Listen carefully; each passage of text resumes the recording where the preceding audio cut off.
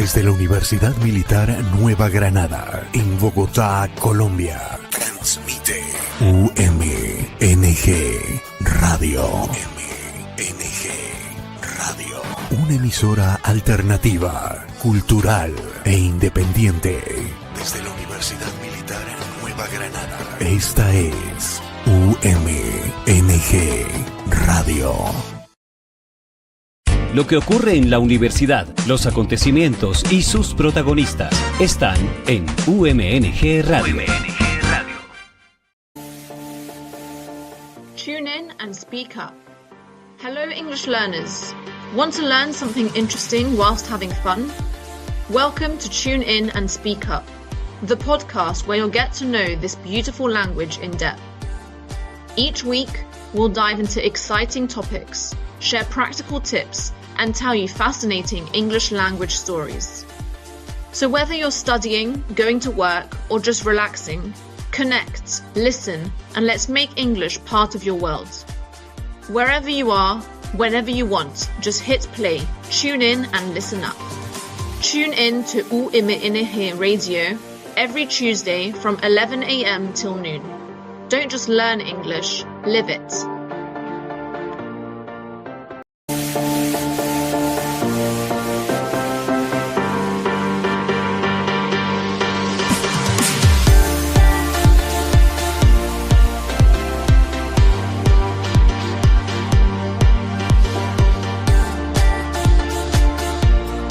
Hello, good morning. Welcome to Tune In and Speak Up, the podcast from Universidad Militar Nueva Granada, where we explore curious stories, surprising facts, and cultural insights from around the world, all through the lens of English learning. This is the podcast where unusual moments from history and culture become your classroom for practicing English. I'm Jorge Bermúdez, teacher of English at the Department of Multicultural Studies at UMNG, part of the School of Education and Humanities. I'll be your guide through some of the most unexpected and thought-provoking topics, from forgotten inventions and everyday objects to strange ideas that quietly changed the way we live. Whether you're learning English as a second language or simply enjoy discovering how culture and history shape our daily lives, this podcast is for you. So if you're ready to improve your listening skills, expand your vocabulary, and explore the hidden stories behind ordinary things, grab your headphones, tune in, and let's speak up. Lo que ocurre en la universidad, los acontecimientos y sus protagonistas están en UMNG Radio.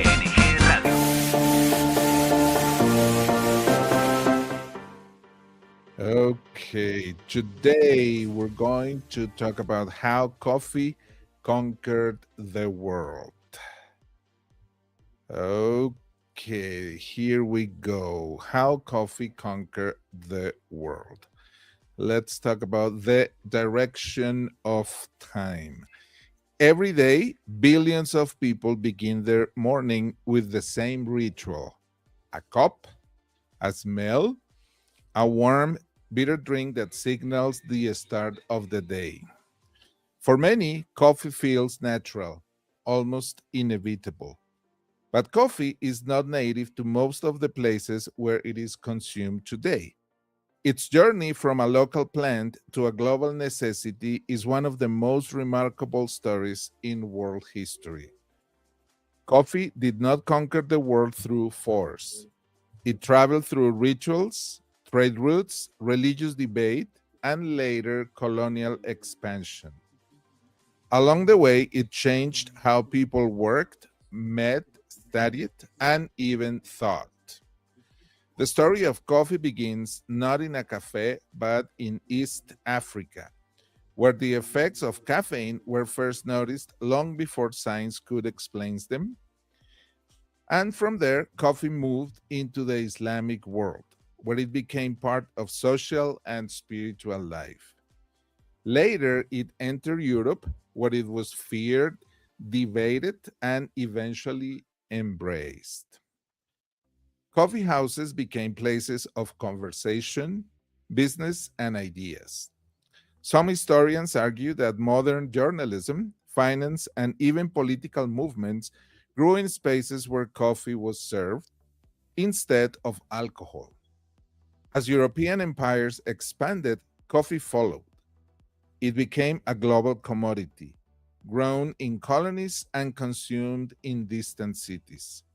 This expansion created wealth, but also inequality, a legacy that still shapes the coffee industry today.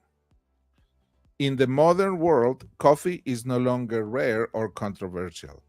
It is fast, portable, branded, and addictive. Yet, behind every cup is a long history of migration, adaptation, and cultural exchange. Coffee connects farmers and consumers, past rituals and modern routines, local traditions and global markets. In this episode, we will trace how a simple bean reshaped daily life across continents and how a drink once questioned and restricted became something many people feel they cannot live without. And that takes us to our first segment, Coffee's Origins, Ethiopia, Landscape, and Legend. The story of coffee begins in East Africa, in the highlands of what is now Ethiopia. This region has the ideal conditions for the coffee plant to grow: moderate temperatures, rich soil, and seasonal rainfall.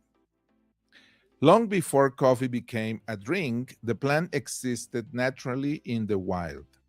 It was not cultivated, exported, or sold. It was simply part of the environment. The coffee plant produced small red fruits, often called coffee cherries. Inside each cherry were seeds, what we know now as coffee beans.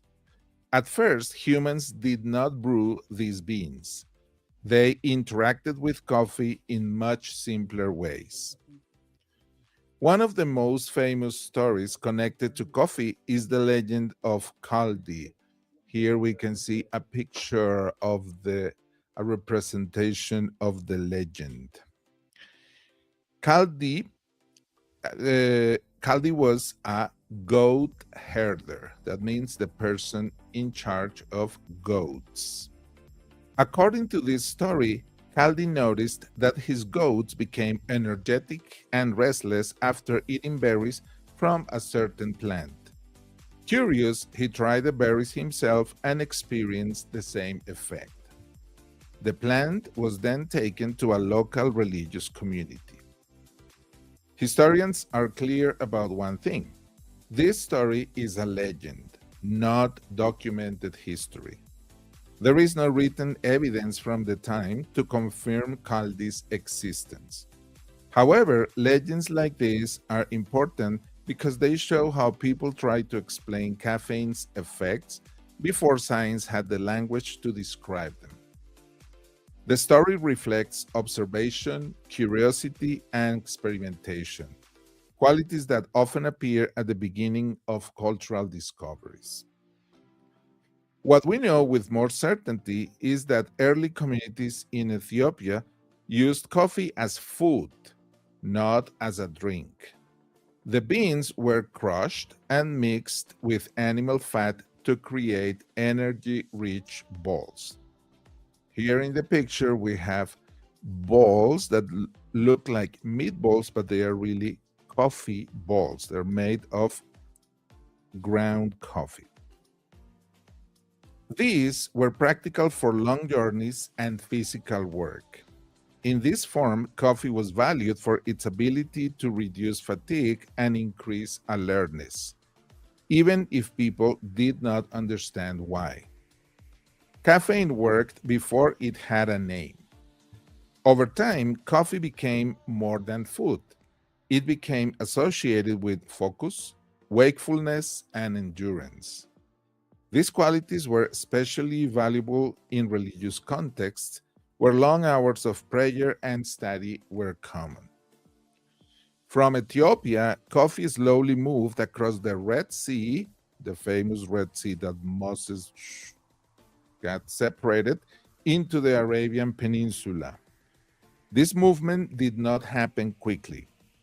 It followed human migration, trade routes, and religious connections. Coffee was not yet a global product. It was still local, limited, and culturally specific. At this early stage, coffee had no cafes, no brands, and no social status. It was simply a plant with a powerful effect on the human body. Understanding these origins helps explain why coffee later became so influential. It was not adopted because it tasted good. Early coffee was often bitter and strong. It was adopted because it changed how people felt and functioned. Coffee did not enter history as a luxury. It entered history as a tool. And with that, we go to our second segment, from bean to brew. Coffee as ritual in the Islamic world. So first, let me explain the meaning of these words. Don't forget that the bean is what is inside the little cherry, and brew, as we can find in this definition from the dictionary, we have two definitions. The first one is make, in the case of beer, by soaking, boiling, and fermentation.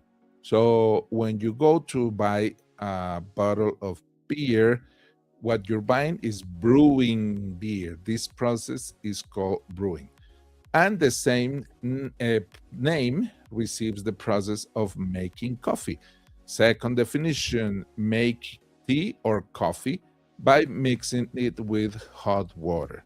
So as we talk about this topic in today's episode, you're going to hear this word brew and brewing frequently. Don't forget that it means making the coffee. Okay, let's talk about the coffee's transformation. So this transformation from food to drink happened far from its place of origin. After crossing the Red Sea from Ethiopia, coffee arrived in the Arabian Peninsula, especially in Yemen, sometime between the 14th and 15th centuries. This is where one of the most important changes in coffee's history took place. People began to brew it. Instead of crushing the beans and eating them, communities learned to roast, grind, and boil them in water. This process released caffeine more quickly and made coffee easier to share. Brewing turned coffee into a social experience. In Yemen, coffee became closely connected to religious ritual. Sufi Muslim communities used coffee to stay awake during long nights of prayer, meditation, and chanting. Wakefulness was not a luxury, it was a spiritual tool. Coffee supported concentration, memory, and endurance, making it valuable in religious life. At first, coffee was called kahwa, a word that had previously referred to wine. This caused confusion and controversy. If coffee affected the mind, did that make it sinful? This question led to intense debate. Some religious leaders argued that coffee should be forbidden because it stimulated the body and mind. Others defended it, saying coffee did not intoxicate like alcohol and actually supported religious devotion. Coffee was temporarily banned in some cities. Cafes were closed and drinkers were punished, but these bans never lasted. Coffee always returned, not because of rebellion, but because it had become deeply embedded in daily and spiritual life. As coffee spread through Mecca, Cairo, Istanbul, and Damascus, coffee houses appeared. These were not just places to drink, they were spaces for conversation, poetry, music, chess, and storytelling. In many ways, coffee houses became informal universities. People discussed religion, politics, and philosophy. News traveled through these spaces. Ideas moved faster when people were alert and gathered together. This made coffee houses powerful and sometimes suspicious places. Rulers often feared them. Yet, attempts to control or eliminate coffee houses usually failed. The demand for coffee continued to grow, supported by expanding trade networks across the Islamic world. Merchants carried beans along, establishing routes linking Africa, the Middle East, and Asia. By this point, coffee was no longer just a plant or a local habit. It was shared as a ritual. It structured time, supported learning, and shaped social interaction. Importantly, coffee's identity was now tied to brewing, gathering, and conversation, characteristics that would later define coffee culture in Europe and beyond. Coffee had found its first global home. Okay, and that takes us to our third segment. Coffee reaches Europe. Beer, debate, and a cultural shift. When coffee arrived in Europe in the 16th and early 17th centuries, it did not arrive quietly. It came as something foreign, unfamiliar, and unsettling.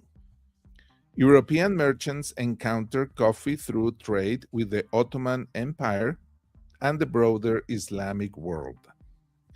The drink was dark, bitter, and associated with cultures that many Europeans viewed with suspicion. From the beginning, coffee carried more than flavor. It carried cultural meaning. At first, coffee was not welcome. Doctors warned against it. Some claimed it dried the body, damaged the nerves, or weakened masculinity. Others argued that it overstimulated the mind and disrupted natural balance. In an era with medicine relied on theories of humors rather than scientific testing, these fears felt reasonable.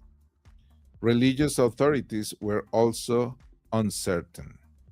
Coffee did not intoxicate like alcohol, as we said before, but it clearly altered behavior. It increased alertness, encouraged conversation, and kept people awake late into the night.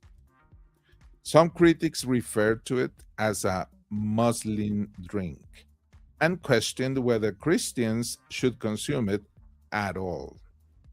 For a time, coffee was known as the bitter invention of Satan.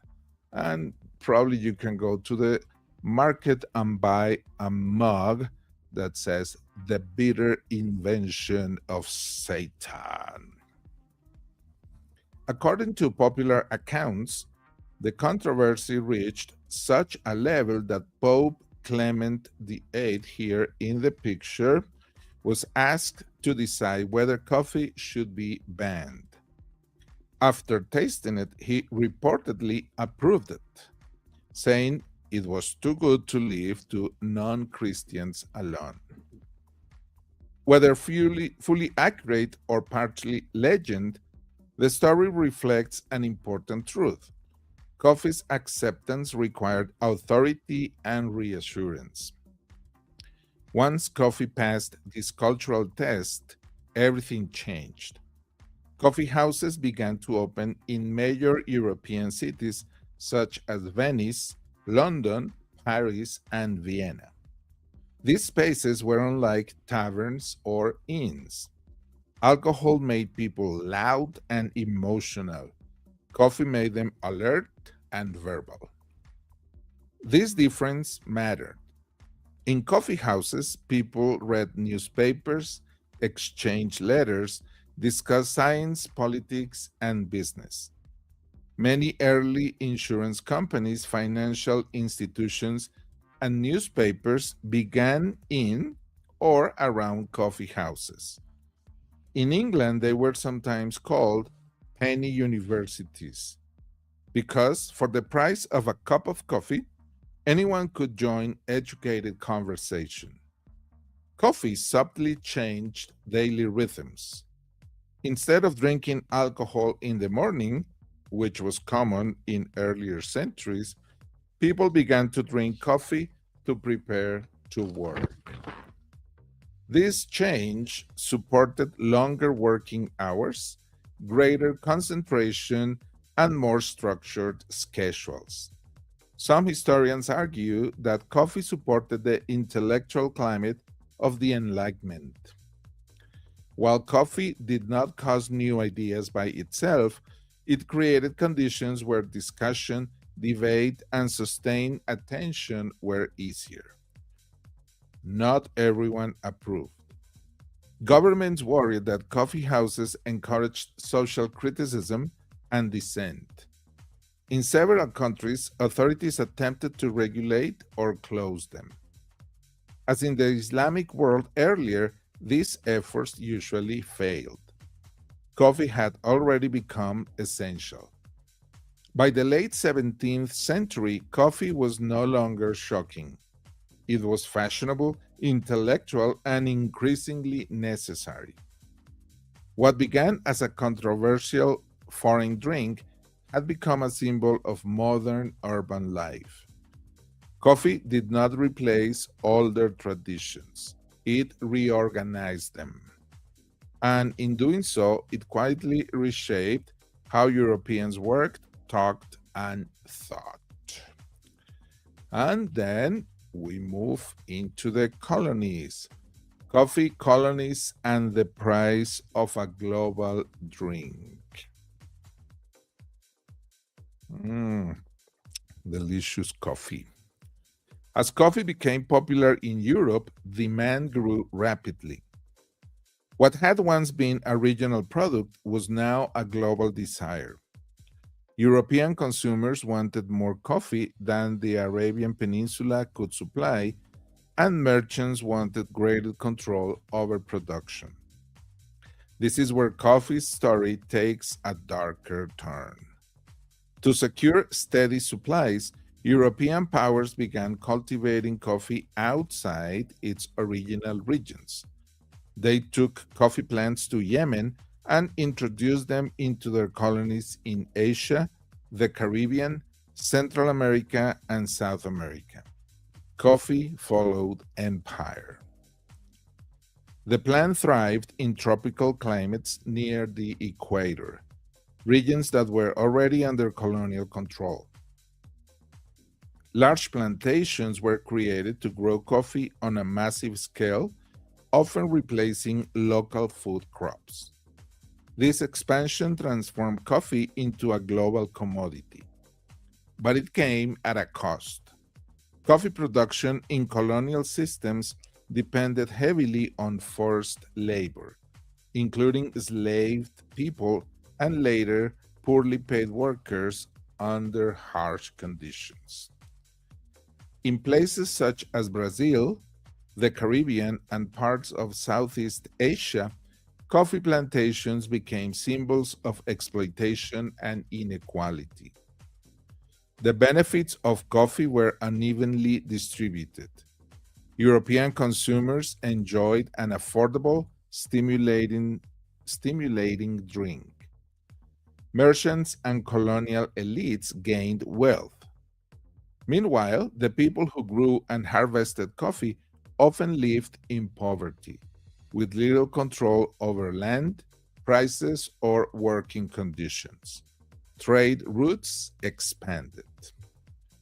Coffee traveled from plantations to ports, then across oceans to European and North American cities.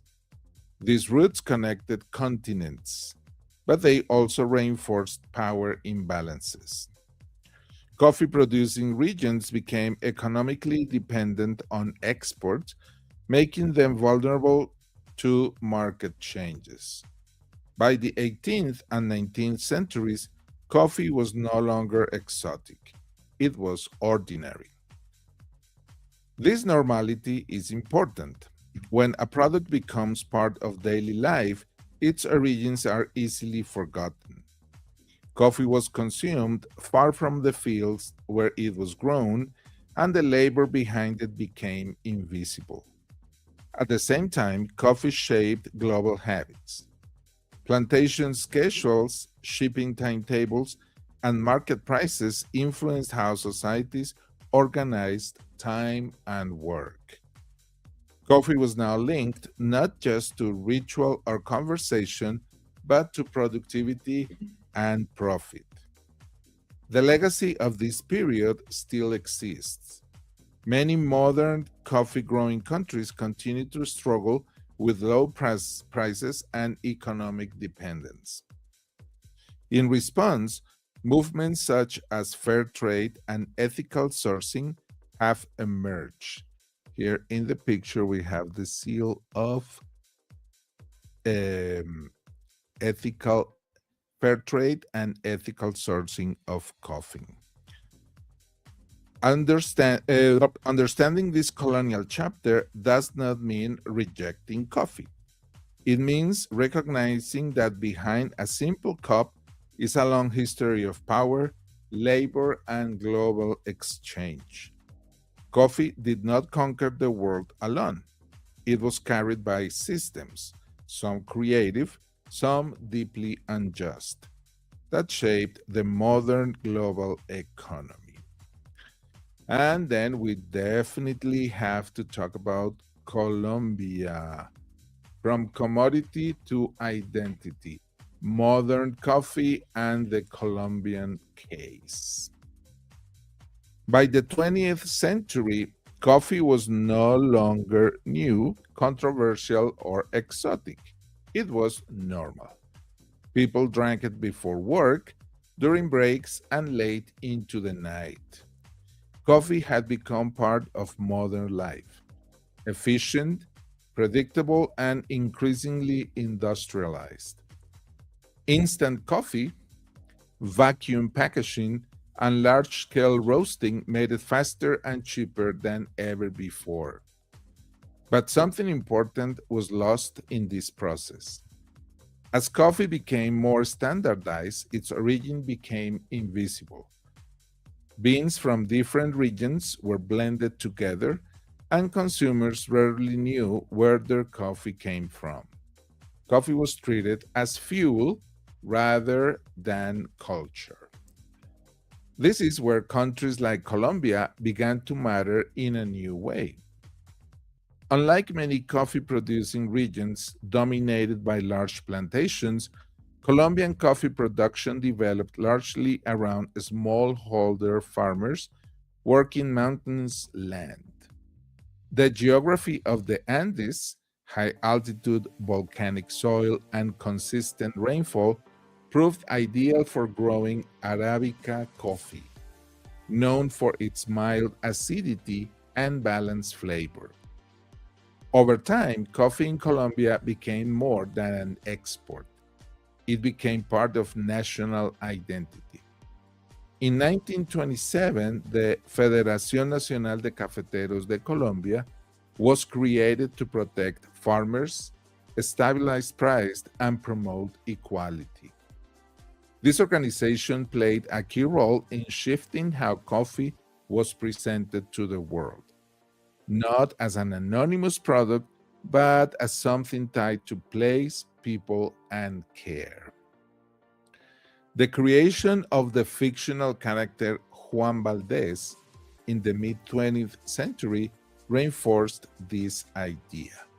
And here in our slide, we have the original Juan Valdez, mid-20th century, the following Juan Valdez, who died not long ago, and the current Juan Valdez.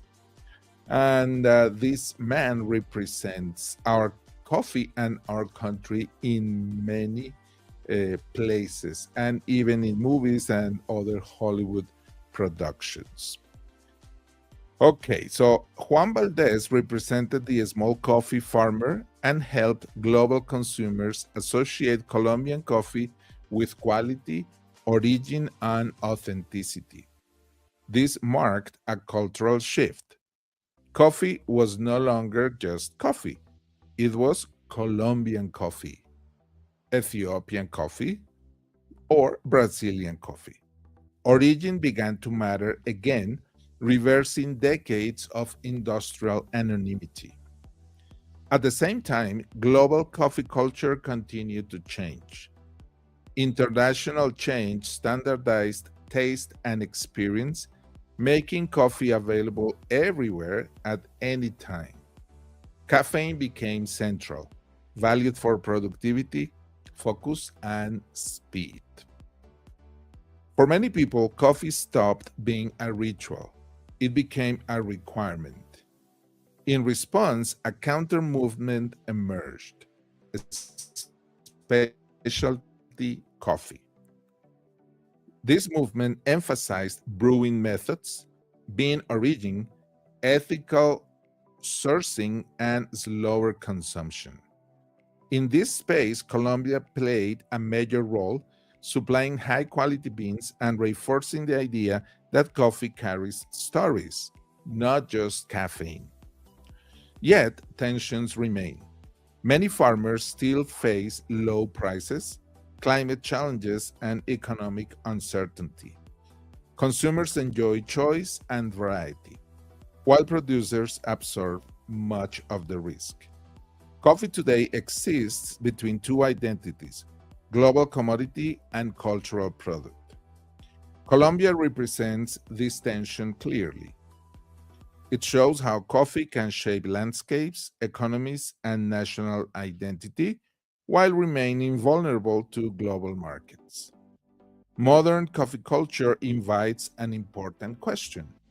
Is coffee just something we consume to stay awake, or is it something we participate in, knowingly or not, every time we choose a cup? And that takes us to our vocabulary in context of today's episode. Okay, so as we can see in our slide, we have different methods for brewing coffee. Before closing today's episode, let's review the key vocabulary that has guided our journey through coffee's global history. These words connect everyday habits with deeper historical processes. The first word, brew. To brew coffee means to prepare it by mixing roasted coffee with hot water. Brewing transformed coffee from a local plant into a shared social drink. Once coffee could be brewed, it could be gathered around, discussed, and ritualized. Second word, trade. Trade refers to the exchange of goods between people or regions. Coffee spread through established trade routes long before it was mass-produced. These routes connected Africa, the Middle East, Europe, and later the Americas, turning coffee into a global product. Our third word, colony. A colony is a territory controlled by a foreign power. Coffee cultivation expanded rapidly through colonial systems, where land and labor were controlled to supply European markets. This history explains many of the inequalities still present in coffee production today. Our next word, ritual. A ritual is an action repeated with meaning. Coffee began as a religious ritual, later became a social ritual in coffee houses, and today remains part of daily routines around the world. Even when rushed, coffee still marks moments of transition in the day. And then our last word, caffeine. Remember that coffee is about caffeine. Caffeine is the natural stimulant found in coffee. It increases alertness and reduces fatigue. Long before people understood caffeine scientifically, they recognized its effects and built cultures, schedules, and habits around it. These words show that coffee is not just a drink. It is a system of practices, exchanges, and meanings that connect bodies, societies, and economies. And that takes us to our closing reflection, a habit that shaped the world. As we said at the beginning, coffee often feels invisible. It's so common and such an everyday thing, right? It is there in the background of daily life, poured quickly, consumed without ceremony, and forgotten as soon as the cup is empty. Yet, few everyday habits carry a history as deep or as global as coffee. Long before it became a product, coffee was an experience. It kept people awake during prayer, don't forget that, in the Muslim religion. It supported conversation in crowded rooms, don't forget the coffee houses. It created spaces where ideas moved freely and hierarchies softened, if only for a moment. As coffee traveled, it adapted. In some places, it became ritual. In others, resistance. Later, it became commerce and eventually necessity. Each stage added meaning without completely erasing what came before. What makes coffee remarkable is not just its spread, but its persistence.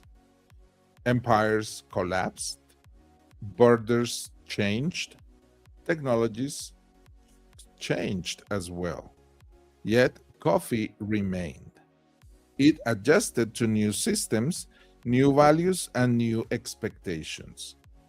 From handmade brews to industrial production, from local gatherings to global chains, like Starbucks, for example, coffee learned how to survive. But survival always comes with cost. Behind modern convenience lies labor that is often unseen. Entire regions shaped their landscapes and economies around coffee, sometimes by choice, sometimes by force. Understanding this does not take pleasure away from coffee. It gives it weight and importance. It reminds us that comfort is rarely simple. Today, coffee sits at a crossroads. It can be rushed and thoughtless, or slow and intentional. It can be anonymous or deeply connected to place and people. Every cup participates in this choice, whether we notice it or not. Perhaps this is why coffee continues to matter. It invites pause in a world that rarely slows down. It brings people together without requiring explanation. It sharpens the mind while creating space for reflection. Coffee did not conquer the world through armies or laws. It did so by becoming part of how humans think, work, meet, and remember. And in that sense, coffee is not just something we drink. It is something we share across time, across cultures, and across continents. Okay, thank you so much for spending this time with me on Tune In and Speak Up, the podcast from Universidad Militar Nueva Granada. I hope you enjoyed our journey on how coffee conquered the world and discovered how even the most ordinary things can carry deep cultural meaning. If this episode helped you see everyday life a little differently, or helped you connect language with history and culture in a new way, then this episode has done exactly what it was meant to do. Learning English is not only about grammar or vocabulary. It is also about understanding how people live, think, and express values through simple actions.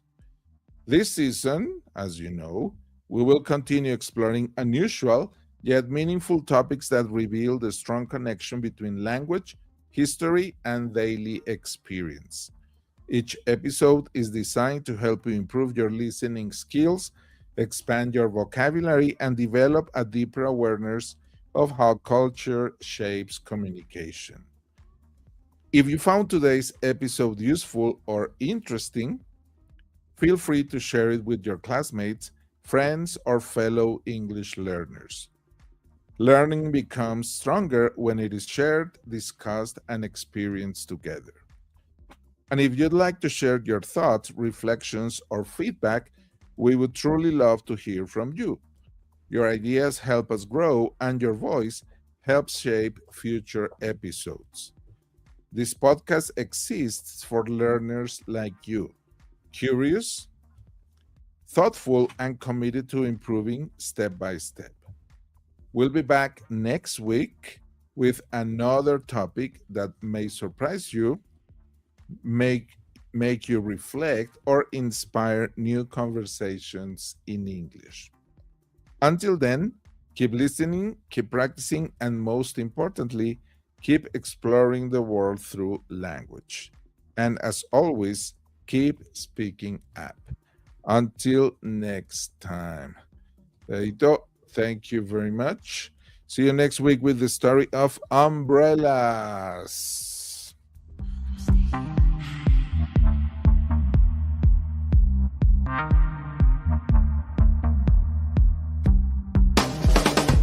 Desde la Universidad Militar Nueva Granada, Tune in en and Bogotá, speak up. Colombia. Hello, Transmite UMNG Radio. UMNG Radio. Una emisora alternativa, cultural e independiente. Desde la Universidad Militar Nueva Granada. Esta es UMNG Radio.